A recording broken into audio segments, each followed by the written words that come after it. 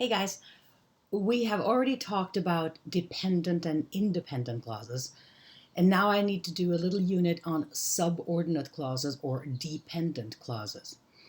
The reason I'm teaching this is because later on you're going to need it for the punctuation unit and lesson, and it may also be very useful for the quizzes. So let's get going on subordinate clauses. I'm going to make this a little bit smaller. Let's see if we get it. There we go. Move it aside. And there we go. And I think we are good. All right.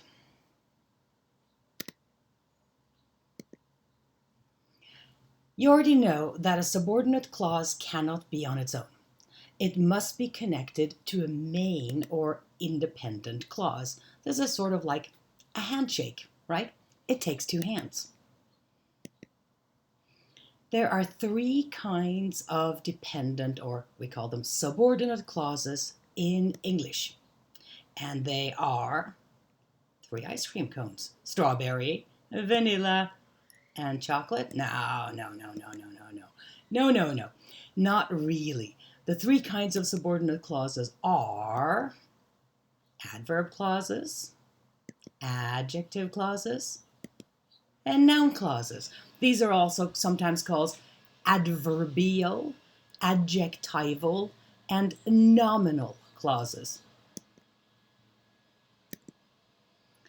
So let's begin with adverb clauses. They all begin with an adverbial conjunction. Things like after, before, since, until, unless, when, while, although, because, even though, if, since, meaning because, whenever, whereas. There are several more, but that's a good start of adverbial conjunctions. You can put them before or after the main clause. You can say, even though he hated grammar, David studied for the test. Even though he hated grammar is the adverbial subordinate clause, and David studied for the test is the main clause. Or you can say, David studied for the test, even though he hated grammar. Now, take a look at one thing. Look at that comma over there. In the first sentence, that comma is necessary, and we'll get to that in the punctuation unit about why that comma is necessary. Sometimes we organize adverbial subordinate conjunctions by their function, such as, move this video a little bit over. Let's see, there, that's good. So, for example, conjunctions by their function. You have the function of time, before, after, until, when, while. You have about the cause and effect, such as, because, since, so that, and there are several more. Or a contrast between the adverbial clause and then the main clause, although, even though, even if, though, while, whereas. You may not know the word whereas, but you'll see it later. Or place. Where did this happen? Where, when, wherever. Or the condition, like if, even if, unless, whether or not. We'll get to all these later when we write the essays, because there will be a unit on each one.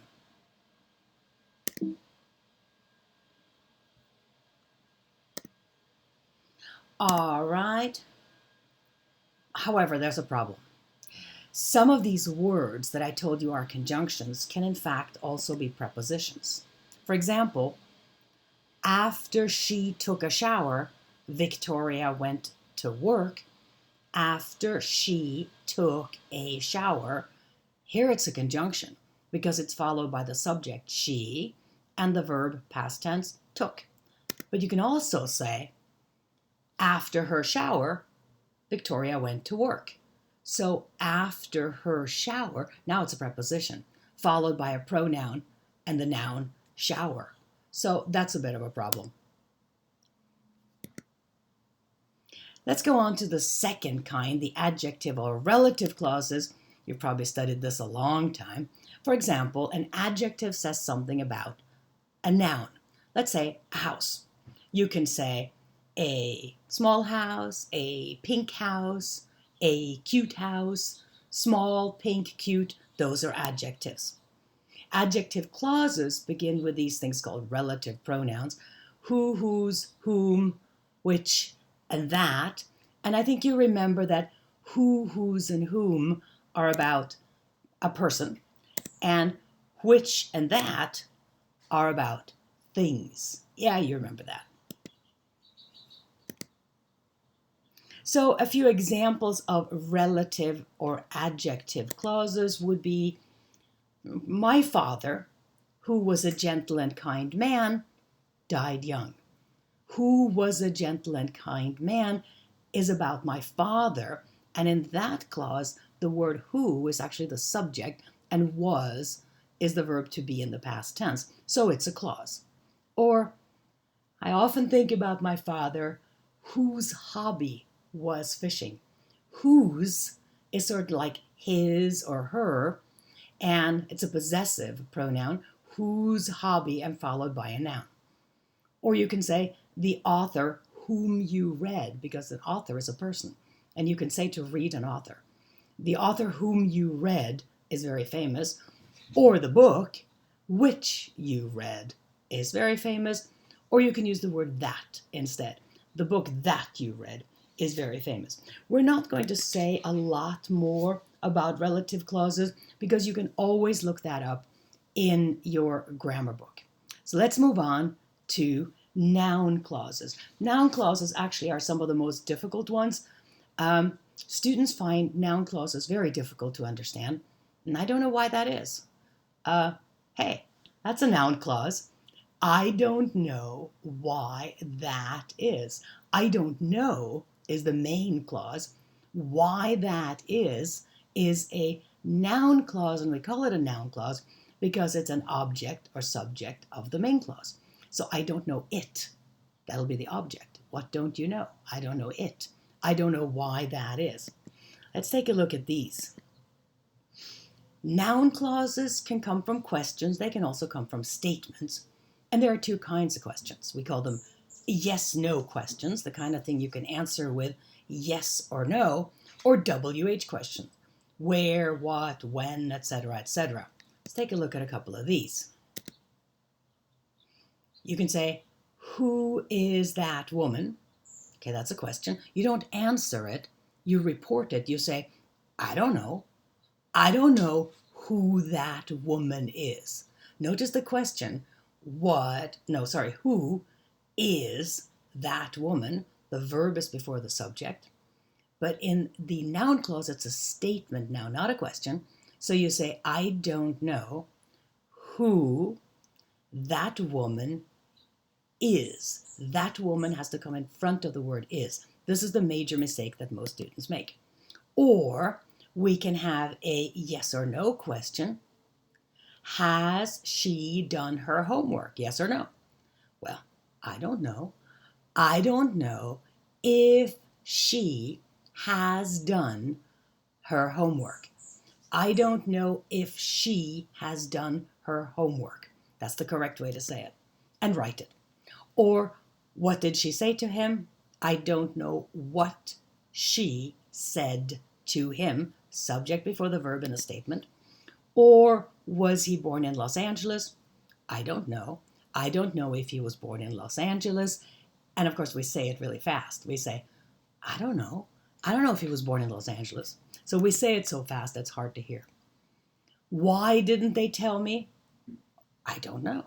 I don't know why they didn't tell you. I don't know why they didn't tell you. Or the question you hear all the time, where's my phone? Where's my phone, Mom? I don't know. I don't know where your phone is. I don't know where your phone is. You've lost it again. Noun clauses are also used in what we call reported speech, and that's a big chapter in itself. But to deal with it, you can always just look up the noun clauses and reported speech in your grammar book. It's easy to find, and there are a lot of questions about reported speech. The big issues are things like, when did this happen? Was it yesterday? Was it a year ago? Where did it happen? Here, there, those kind of things. The pronouns. Should you use I, you, he, she? It all depends on the situation. That makes it a little extra difficult. So let's see a couple of examples. Let's say, who is that woman? That's a question. Now you're not answering it, you're reporting it. So you said, for example, she asked me who that woman was. Notice was. You change the verb tense in reported speech, in writing. In speaking, we very often don't. How about a statement? I didn't say that. I didn't say that. He told me that he hadn't said that is the correct old-fashioned way of doing it, changing past tense to past perfect. In speaking, we frequently don't do that. And how about a question? Can you help me? She asked me if I could help her. Now, why do we call these things noun clauses? Well, here's an example.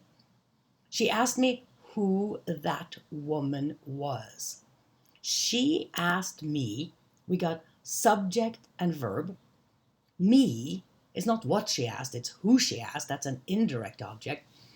And the clause, who that woman was, the whole thing, is an object of the main clause. She asked me that thing. She asked me the question. Or sometimes it's actually used as a subject. For example, what he said surprised me. And what he said is the subject of the verb surprised.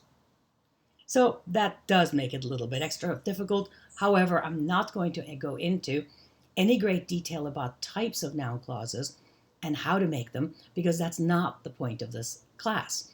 You can do that in grammar classes, or if you want to, look it up in your grammar book, or Google noun clauses. You'll find 10,000 examples. Whew, that was difficult. Well, I really do think that this little video was only intended to be an introduction to subordinate clauses, that they are subordinate to the main clause, that they are not, that they need to be connected to a main clause, and that that subordinate clauses need to be together with a main clause. By themselves, they cannot be. In fact, by themselves, they are called fragments. And that's not okay in writing, even though we talk like that all the time. Whew, that was a difficult lesson. I think I'm going to need, move this away a little bit. I think I'm going to need me a glass of wine after this. Actually, it's too early in the day. But later on today, I certainly will. So thank you very much for watching, and we will meet again in the next grammar lesson. This is Gia signing off.